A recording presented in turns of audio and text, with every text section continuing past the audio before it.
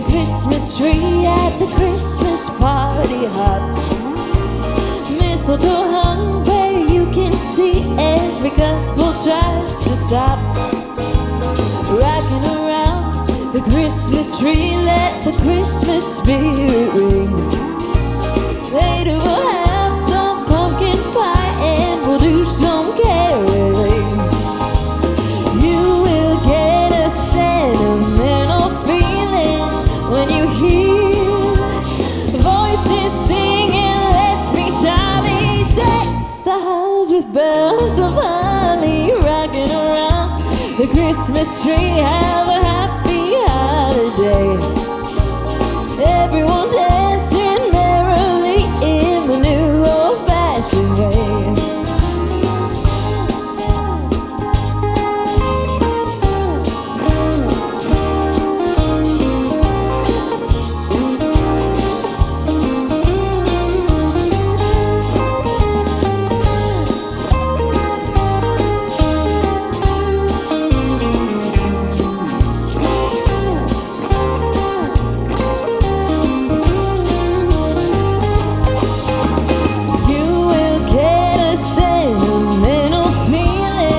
When you hear voices singing, let's be jolly. Deck the halls with boughs of holly, rocking around the Christmas tree. Have a happy holiday.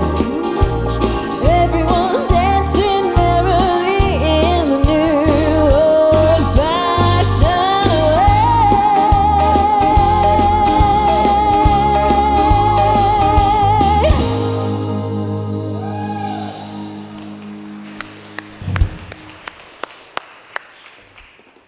Well, Merry Christmas. I guess we can say that now.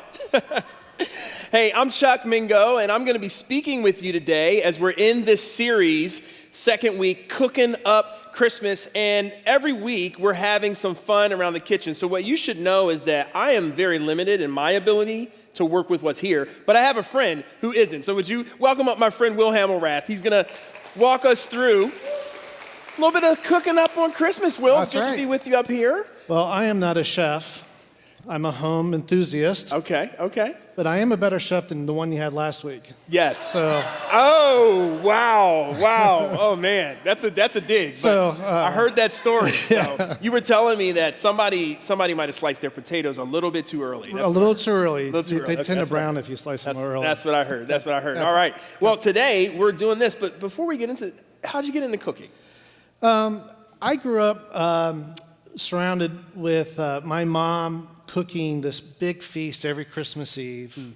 There was always like 50 people, 60 people. She was just able to put together all these dishes, just roast beef and shrimp and all these wonderful things.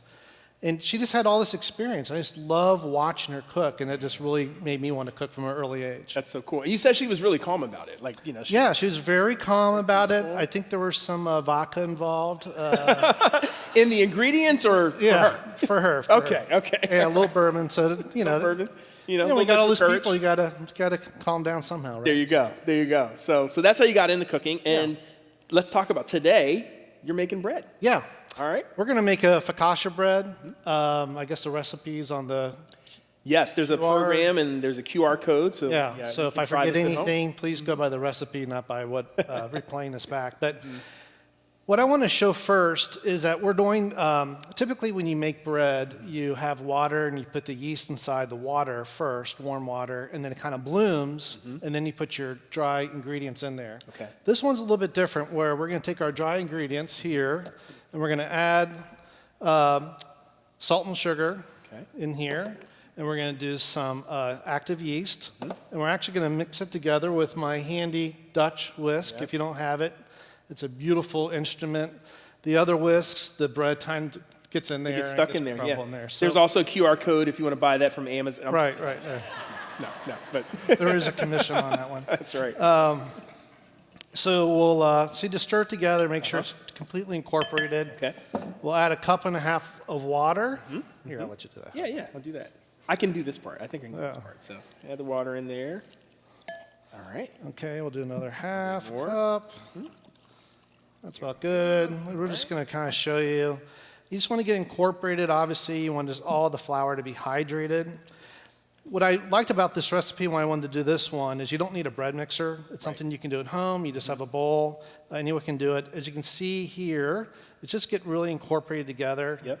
And once it's completely incorporated together, you take a fresh bowl, put a little olive oil into the bowl, put the bread in there, form like a little ball, and then you put saran wrap on there and let it rise for about 2 hours. Okay. And now you're about to do like the magic of the cooking show. Magic, right? yeah. You know? So this is like because you pre-prepared. This is Hollywood here. There you go. All right, yep. so go there. And then, once it rises, you get a pan like this. Okay. And then you flatten it into the pan, try and make it as straight as possible. And if it stretches back, don't worry about it. Just let it rest for a couple of minutes. You can always stretch to make sure it hits all the corners. Okay. And then you put saran wrap on there and you do another rise for about a half an hour. Okay. So this part here is the fun part. Yes. So if you've got kids in the kitchen, bring them on up here. Or rookies in the kitchen. Rookies like in me. the kitchen, Okay. right? All right. So I have towels here. We can put, it might be easier, right? Yeah. Instead of putting the gloves on. Yeah. So we're going to pretend like this is a piano.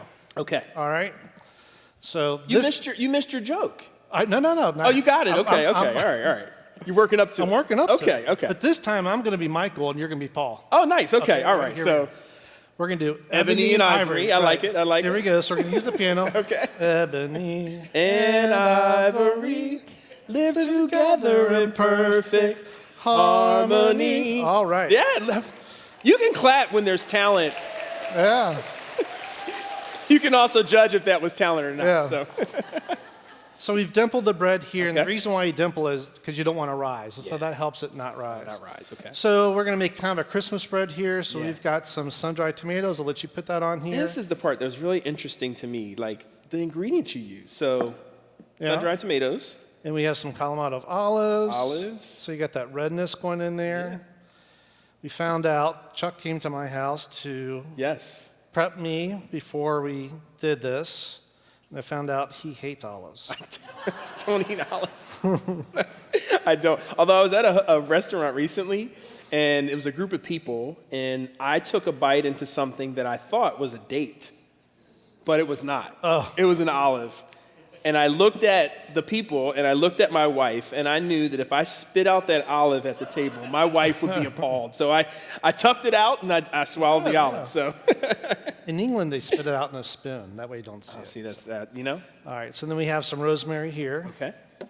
Which I think is so cool for the green, right? Yeah, so get the green. So you get the green and red. It smells so good. Oh my goodness, it smells so good, Will. So this is great. We'll keep this together. All right, so then we can add a little bit more. You can, if you have any other toppings that you would rather have, you can absolutely do that. Yep. So, movie magic one more time. Movie magic is going to happen again. Oh, I'm sorry. So before you finish, you can put a little olive oil here on top. You brush the olive oil. You want it to really be incorporated into the dimples. And then when you put it into the oven, 450-degree oven, you want to put foil on it for the first 15 minutes. Okay, so it doesn't burn. It just kind of cooks the bread. And then the last 10 minutes, you take off the foil. Let it keep cooking until it gets this nice caramel color on the top, okay? That's so cool. Little So we'll Christmas focaccia bread. And we've got this finished product here. Look at that. Does that look beautiful or what? Okay, how oh about my goodness. Wow. So we're gonna, so I love brie cheese. I'm left-handed, so we'll have to do it this side. Now, I learned not to give you a huge bite because you have to keep talking. That's right. That's right. A little brie on there. We are going to get to try this together. Okay. Say cheese. I heard somebody say cheese. And there you go. Hopefully that looks Christmassy on there and beautiful.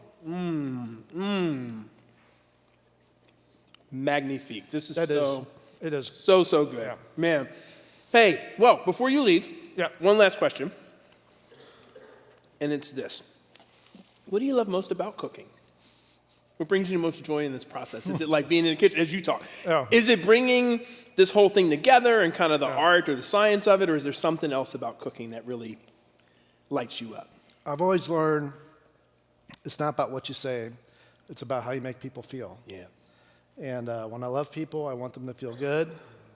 And when you eat something delicious that someone's prepared for you, it's just a good way of giving back. So that's why I do it. It is, man. So food for you is a way to show love. Yeah. And this bread is a way to show that love. So, man, can we thank Will? And I want to encourage you. I tried this. I tried this on my family, and they absolutely loved it. So I hope you'll also eat this, make this and eat it at home. So I asked Will to make bread because today we're talking about bread. Believe it or not, bread has a lot to say in the Christmas story. And as we talk about that today, it might just change the way you see Christmas.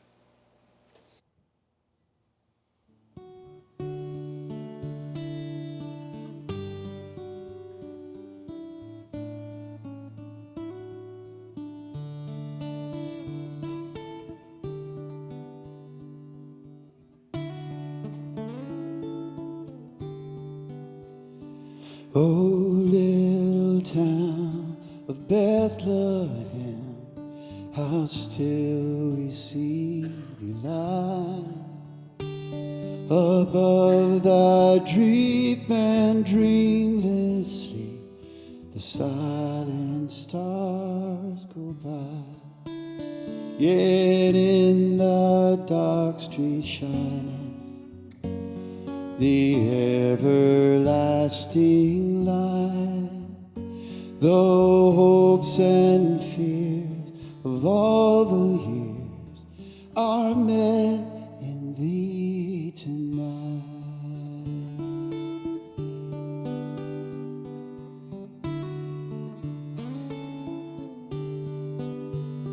O holy child of Bethlehem, descend to us, we pray. Cast out our sin and enter in. Be born in us today.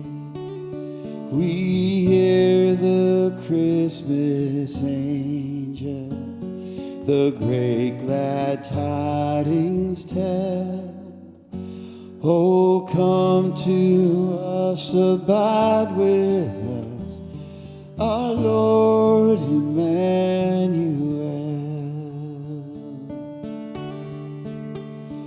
Oh, come to us, abide in us, our Lord Emmanuel.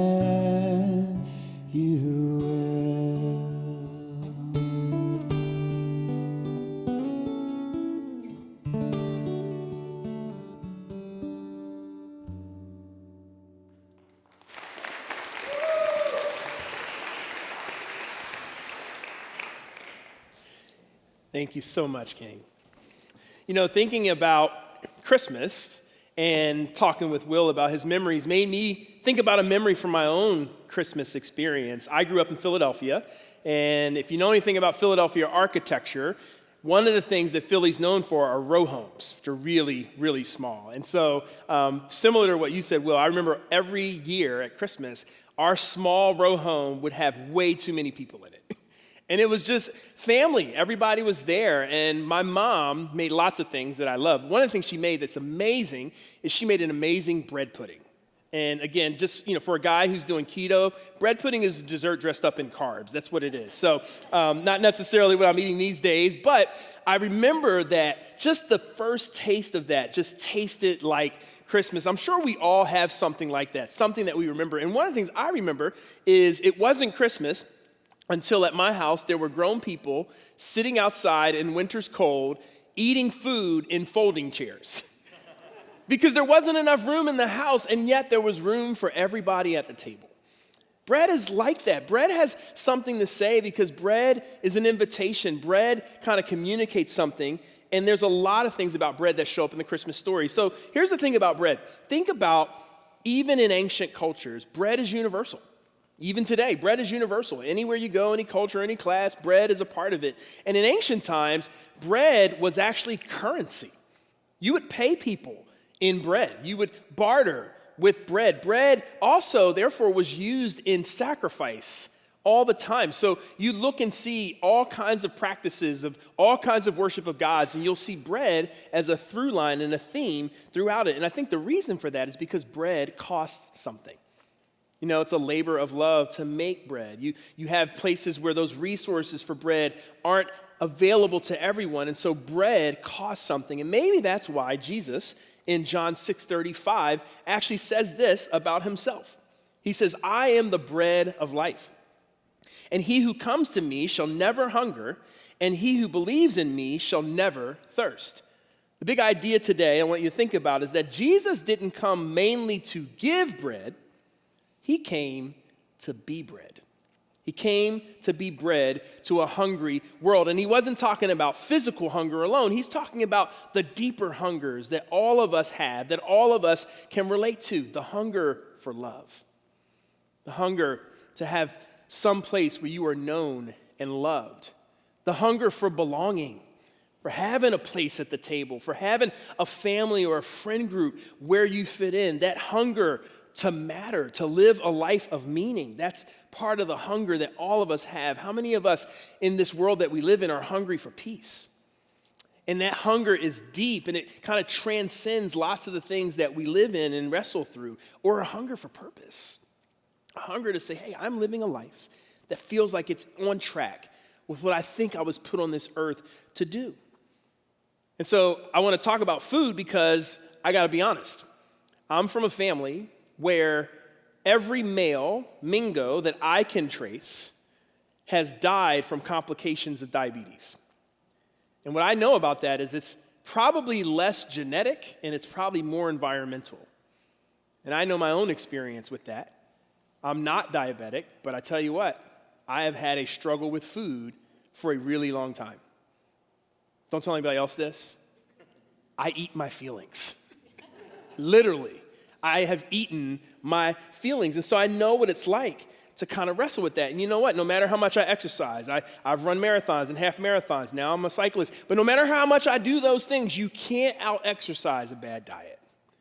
And so I've had to wrestle with this whole idea of food and what it means in my life. And like I said, I'm doing keto right now. Keto, if you don't know what keto is, basically you can eat all the bacon you want, but if you look at a piece of bread, you gain 2 pounds. That's really what keto, it's really what it is. It's like fasting, but every time somebody else eats bread, it just hits you at a soul level. But, you know, I've used food for coping. I've used food to numb. I've used food for reward. And we're talking about this at Cooking Up Christmas, because don't the holidays push all of those emotional buttons? You're around your family, or maybe you're not around your family. I mean, it pushes all those buttons. And underneath that hunger are the deeper hungers, like I said. Maybe it's the loneliness, and you just don't want to feel lonely this time of year. Maybe there's grief in your life because you lost someone dear to you. And you're going through the holidays for the first time without that person. And that's a really, really hard thing. Maybe there's distress or pressure. Maybe you got to manage multiple households and family commitments, and all of that stuff just drives you crazy. Or maybe you just feel like this is a time of year where everybody else is putting an agenda on you and you just want to regain a sense of control. I want you to know that hunger is actually why Jesus came. Mother Teresa knows something about hunger, and one of the things she said is this. She said, being unwanted, unloved, uncared for, forgotten by everybody, that is a much greater hunger than the person who has nothing to eat. And so what if Jesus, in calling himself the bread of life, what if Christmas, having this connection to bread, is really Christmas is God's way of saying, I see your hunger. I know your hunger. And I have come to give you what you need. So we're going to look at a bread story. There's lots of bread stories in the Bible. We're going to look at one bread story that shows up in all of the Gospels. And it's this story of Jesus feeding 5,000 people. So for background, Jesus drew a crowd wherever he went. People were gathering to hear him teach. And he had been teaching all day, and it's getting later in the day, and his 12 closest friends, his disciples, the people he's training up to kind of do what he's doing, they look at each other and they say, Jesus, I don't know if you know this or not, but we do not have a catering plan in place for this experience. So why don't you send these people home? Why don't you let them go where they can get food? Hopefully they can still get food. And Jesus says to his disciples, no, they don't have to leave. You feed them. And they're looking at each other probably like you'd be looking if somebody told you to feed 5,000 people with nothing. And they're like, what? How are we going to do that? What do you mean? And so then what happens is Jesus asks, well, what do we have? And I don't know who it was. One of the disciples says, hey, we found this guy, found this boy. He's got 5 loaves of bread and 2 fish. And I don't know if that was enough food for him. Maybe he was a heavy eater. Maybe it was enough food for him and a handful of people that he came with. It certainly wasn't enough food for 5,000 people. And so what does Jesus do? He performs a miracle. He takes the bread, he blesses it, they begin to distribute it, and it says that 5,000 people were fed. And it says 5,000 men, which means that when you add in women and children, well over 10,000 people were fed with this meal. You and I, if we were there, would call that a miracle. And yet, John, who's the writer who was there and he's recounting this story, doesn't call it a miracle. He actually calls it a sign. A sign. What is a sign? Well, a sign is something that points beyond itself. Give you an example. You know, we travel, my family's going to travel for Christmas, and maybe you travel for Christmas. You might be here visiting family. Well, you know, if you're traveling and you're coming back to Cincinnati, you know, it's like no place like home, right? And when you see the sign on 71 or 75 that says Cincinnati 12 miles, you know what you don't do? You don't pull your family over, break out a picnic blanket and say, we're home. We're home. Look at the sign. No, you look at the sign because the sign is pointing beyond itself to home, to where you're ultimately trying to get to. One theologian guy says it this way. He says, a sign matters not just for what it is, but for what it shows us about the one who does it. I believe Jesus fed the 5,000 not primarily because he wanted to feed them bread, but that he did that sign because he was trying to point to something beyond that miracle. I think Jesus was saying, if I can give you physical bread to feed your body, how much more can me as the bread of life fill your life? It was a sign. And in fact, we sung the song, you heard the song, A Little Town of Bethlehem, because the city of Bethlehem was also a sign. And it's in the Christmas story for a particular reason. God is very creative. And so hundreds of years before Jesus ever was born, there was a prophet, Micah, and he was prophesying about this rescuer who would come. And look at what he says in Micah 5:2 about Bethlehem. He says, but you, Bethlehem Ephrathah, though you are little among the thousands of Judah, yet out of you shall come forth to me the one to be ruler in Israel, whose goings forth are from of old, from everlasting. Therefore he shall give them up until that time that she who is in labor has given birth. Sound like the Christmas story? You see those Christmas themes in there? Then the remnant of his brethren shall return to the children of Israel. And then he says this, and he shall stand and feed his flock in the strength of the Lord, in the majesty of the name of the Lord his God. And they shall abide, for now he shall be great to the ends of the earth. And it says, and this one shall bring peace. Did you know that Bethlehem means house of bread?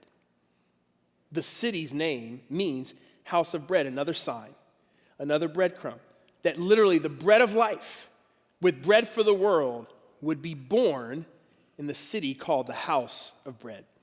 I've had a chance to go to Bethlehem in Israel, and I'm going to tell you 2 stories. One story is probably one of my favorite experiences that I've ever had anywhere, especially in Israel. You know, when you go to these different places in Israel, I'm not talking about that one yet. That's my second story. That's my second Bethlehem story. So they're getting excited back there. I love it. I love it. You're tracking with me. This story happened at a chapel. You know, when you go to Israel, how many people have been to Israel? Anybody been to Israel here? Okay, a couple people. It's basically you just visiting churches. Like a lot of the experiences. And here's a church that they built where this thing happened. And here's a church they built where this thing happened. Well, one of the places in Bethlehem that they have a chapel, it's not a church, but a chapel, is called the Shepherd's Fields Chapel. And it's the chapel that commemorates the place where the angels came to the shepherds to tell them about the bread of life that was born for the world. And in these churches all have great acoustics. And so oftentimes you'll hear groups of people singing songs in these churches, you know, singing religious songs in these churches. Well, as you might imagine, when people go to the Shepherd's Fields Chapel in Bethlehem, they sing Christmas songs. no matter what time of year it is. And the way it works is like, there's usually a pastor who's leading a group, and they go in with their group, and you kind of wait outside until they're done. It's a small chapel, and then you get to lead your group. Well, I was a pastor, I was leading a group. And so, but this time, they actually let us go in with this other group, a little bit of a smaller group, and they were being led by a priest who was speaking a language that I didn't understand. But they're together and they're in the chapel, and he's giving kind of a little bit of a reflection to the people that he had led into that experience. And then all of a sudden, we hear them begin to sing, "Oh, come, let us adore him. Oh, come, let us adore him." Although they're singing it in their language. But he knew that we would know the tune. And so he gestures to me to say to our group, "Why don't you join us?" And so there we were in the shepherd's field, where the bread of life was pronounced to the shepherds. And even though we speak a different language, we were all there singing the same song. And it's such a beautiful reminder that this bread of life really did come for the whole world.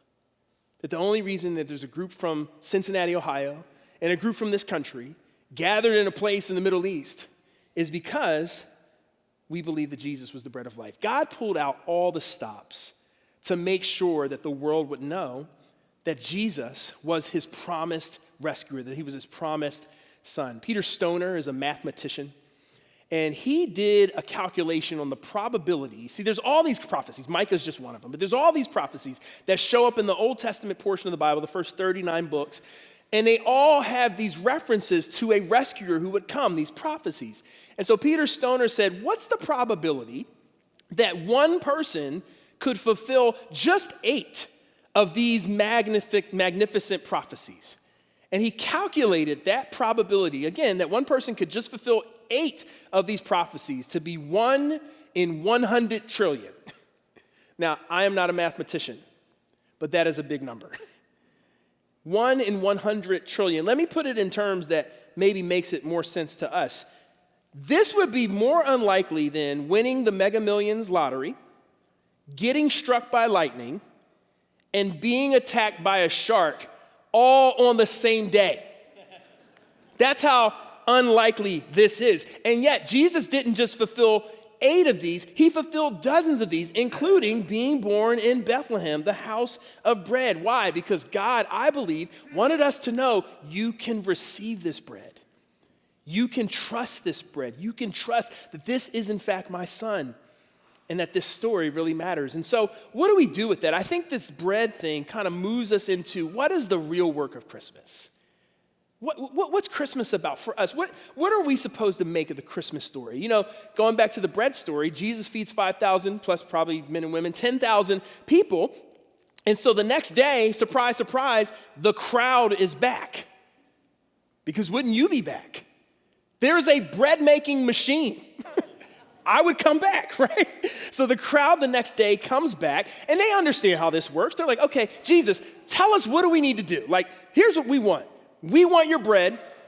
We know you want something from us. Tell us what we need to do. We'll make an arrangement. You'll keep giving us bread, and we'll just keep hitting the marks. But Jesus kind of throws them off when he says this to them. He says, do not labor for the food which perishes, but for the food which endures to everlasting life, which the Son of Man will give you, because God the Father has set his seal on him.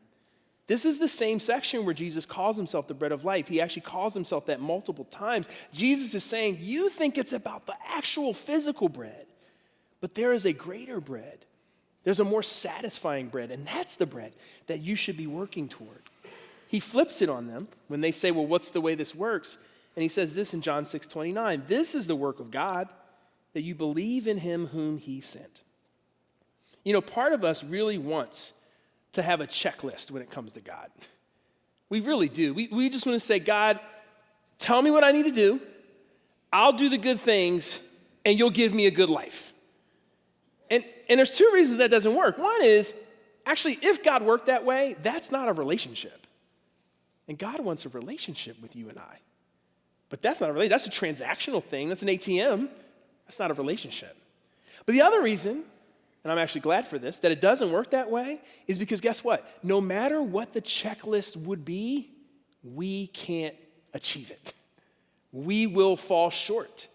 we will fail. So I am glad that my performance isn't the primary factor on whether God is kind to me or not, because I fail all the time. You might sit up here and you might say, well, you seem like a decent guy. You're a pastor. Like, you're probably really kind. If we were to see you in culture in public, you'd probably be a really nice guy. And all I would say to you is, you've obviously never seen me on the sideline of one of my kids' soccer games. You just haven't seen it. So, this year, just a couple weeks ago, my son's soccer team was in the regional tournament, and I'm there, and the fans are there. And apparently, I have really strong opinions about the offsides penalty when it comes to soccer. Now, are there any soccer refs in here? Because if so, I just want you to know you have a special place in heaven. I know that God loves you specially because you got to deal with parents like me. And so, sure enough, the refs call offsides. I disagreed with the call, and let's just say I got a little, how should we say it? A little energetic. I got a little energetic, and I'm actually yelling in the field like I'm the coach of Manchester United. Like, I'm an MLS coach. Like, I know better than the rest. I'm like to here, and I'm yelling, I'm screaming, and then it happened. I wish I could tell you this is the first time this happened for me. It wasn't. No, this has happened multiple times in my experience as a sideline parent. I got the look from my son, who was playing on the field far away, but clearly not so far away that he couldn't hear his dad screaming at the refs.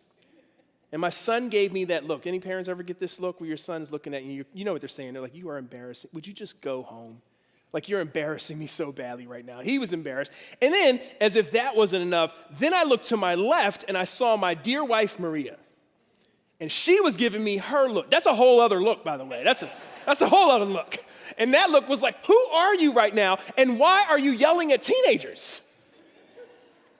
I was thinking about it, and I'm a pastor, and so I said, you know what? I think it's because I have the spiritual gift of officiating critique. I think that's what I have right now, which didn't fly. And so, but I think about those moments in my life where I'm like, oh my gosh, I just screwed that up royally. And that happens all the time for me. And so I don't know about you, but I'm so glad that the way this whole bread thing works isn't, Chuck, you got to be perfect. Chuck, you got to hit every checklist. And then you get God's goodness. Then you get God's bread. I am so glad that it doesn't work that way. That actually, instead, Jesus came to say, in your imperfections, in the place where you have hunger, in the places where you fall short, I want to be bread for you. Put it to you this way. Jesus is saying, you don't have to bake the bread. You don't have to earn the bread. You just get to receive the bread. And Christmas is Jesus coming into the world with bread to feed our deepest hungers. So then, how do we do the work of believing? If that's the work, how do we do it? Well, there is a second church. This is my second Bethlehem story. And the second church is the church of the Nativity. And that's the church that commemorates Mary and Joseph and Jesus and kind of the moment that we think about when we think about Christmas, right? Find the baby wrapped in swaddling cloths lying in a manger. That scene, that moment, is commemorated by the Church of the Nativity. And the Church of the Nativity is a large church. It's a beautiful church. It's got different levels to it. I mean, it's unbelievable. But it has two entrances. One of the entrances is actually what you would think of, a grand entrance of a church. But then it has this entrance as well. This door is called the door of humility. And basically, this door is about 4 feet high, so there is no way to get into this church through this door without getting low and kind of humbling yourself as you come into the church. Well, here's a picture of me going through the door of humility. Now, what you should know is I went to this trip, happened a couple weeks after I had a really bad motorcycle accident. And so I had to do the whole trip to Israel in a boot. Which, let's just be clear, if the goal was humility, the boot really helped me. Because it was not easy to crawl and get low and get through that door. But I remember our guide pointing something out to all of us as we were going through the door of humility. He said, the thing I love about this church is that you'll see people like me there from all walks of life, from all languages, from all classes, from all income levels, you name it, all political persuasions, all of them, but they all enter this church the same way. Because all of us, if we are going to receive the bread of life, enter the same way. Now, I told you earlier about me and food, And one of the things that's been helpful to me is a quote that I read from a woman who kind of helps people process their relationship with food. And she said this, she said, basically, you need to interview your hunger. Interview your hunger and ask yourself, what am I really hungry for? And so I want to ask you that question. Jesus came to be bread. He came to be the bread of life. I wonder, what are you really hungry for? Are you hungry for love? And as you think about the holidays, maybe some of us in here thought we'd be married by now, or we were married, and for some reason that is not our place and state right now. I wonder if that's the deeper hunger that you're feeling in this moment, in this time of year. Maybe for others of us, it's our children, and we got some estrangement from some of the kids in our house. People that we thought would always be around our Christmas table are not going to be around our Christmas table this year, and we're really wrestling with that. I wonder if that's the thing that you're deeply hungry for. I wonder if for some of us, it's the hunger for belonging. It's the hunger to say, where is my table? Maybe you're in a new environment. You could be in a new neighborhood. You could be in a new city. You might be new to Cincinnati area. And you're like, man, what's the table where I'm going to feel like I belong? You want that. Maybe you're a student in here and you've transitioned. You know, you're a couple months in to college, but you're still trying to find your people. Maybe that's the place that you're really hungry for. Like, what's my belonging going to look like? Where am I going to find my friends? Maybe for others of us, it's a hunger for peace. Because 2025 has been a really hard year. And as you think about where you are right now, you're really wrestling with God. I don't know if I can take much more of what I've had to endure this year. I need some peace in my life. And so you're asking that question today. Where are you going to find peace? Maybe you're taking a deep breath and there's a part of you that's excited that the year is ending, but in the same vein, there's a part of you that's holding your breath because if 2026 has more of what 2025 had, you just don't know how you're going to make it. In fact, maybe for some of us, the thing we're most hungry for is a fresh start. How do I make a fresh start in my life? Maybe this was a year where something broke. Maybe this was a year where you had to confront something that's been a part of your life for a really long time. And you've known, I've got to find a way to heal. I've got to find a way to change, but you've not been able to do that. And so you're just sitting here and you're like, God, I just want a fresh start. I don't know what it is for you, but I wonder, what is it that you're most hungry for? See, I believe that Christmas and this bread of life has two invitations for you. And I think the first invitation is exactly what we just had on the screen. Interview your hunger. This week, I want to encourage you to interview the hunger that you have, to really spend some time with yourself.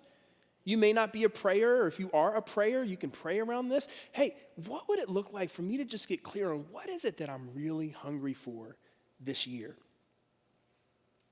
I wonder if you took the time to do that this week, if there might not be a moment of revelation, a moment of clarity that really is powerful for you. Interview your hunger.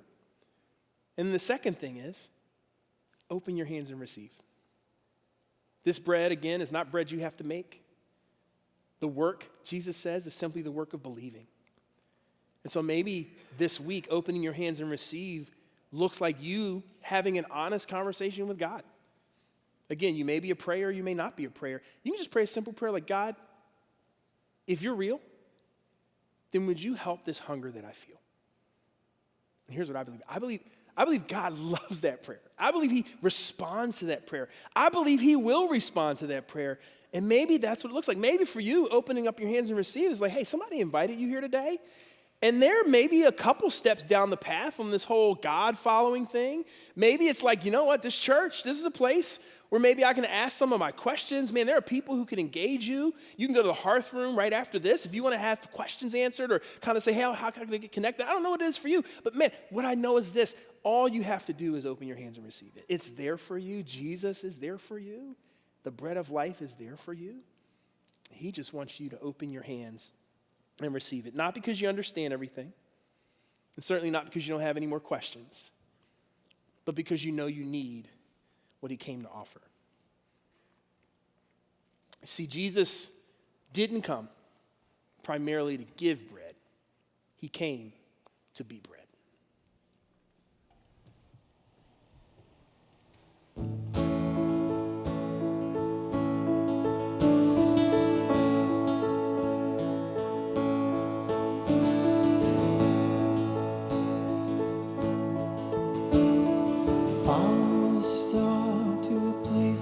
unexpected? Would you believe after all we've projected? A child in a manger, lonely and small, the weakest of all, unlikeliest hero, wrapped in his mother's shawl. Just a child, is this who we've waited for? How many kings stepped down from their throne? How many lords have abandoned their homes? How many greats have become the least for me? And how many gods have poured out their hearts to romance a world that is torn all apart? How many fathers gave up their sons for me? Bringing our gifts to a newborn Savior, all that we have, whether costly or meek, because we believe. Gold for his honor and frankincense for his pleasure, and myrrh for the cross he'll suffer. Do you believe? Is this who we've waited for? How many kings stepped down from their thrones? How many lords have abandoned their homes? How many greats have become the least for me? And how many gods have poured out their hearts to romance a world that is torn all apart? How many fathers gave up their sons for me? And only one did that for me.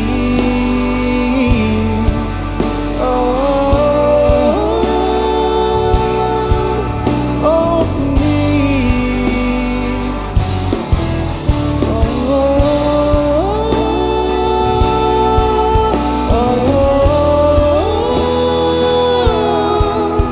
All for me. All for you. All for me. All for you. All for me. All for you. All for me. All for you. How many kings stepped down from their thrones? How many lords have abandoned their homes? How many greats have become the least? And how many gods have poured out their hearts to romance a world that is torn all apart? How many fathers gave up their sons for me? And only one did that for me.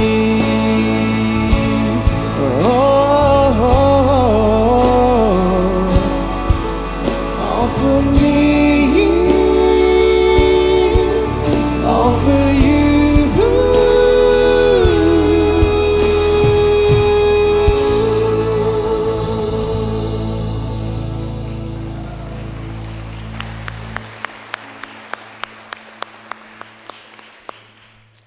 So I've got one more invitation for you, and it's the invitation to Christmas Eve. You do things big here at Horizon, and so there's going to be 10 Christmas Eve services happening on the 23rd and the 24th. That is amazing, and it's a great opportunity both to come and connect to the fullness of this story in an incredibly creative way, like you'll never see anywhere else, and it's also a great opportunity to invite someone in your life, maybe someone who you know is a little bit hungry for something and they may not know what it is. This may be a great opportunity. So tomorrow, the tickets go on sale. These are complimentary tickets, but they go online. And so we want you to jump online, get a ticket at a time that works for you, maybe at a time that works for a friend, so that you can be a part of the Christmas Eve experience here at Horizon. And I just have one final word for you, and I pray it's a word of blessing to you, and it's this. I pray that this Christmas, that you would be fed in the places you feel most empty, and that you would find peace where you need it most. Merry Christmas, and thank you all for coming. We'll see you next week.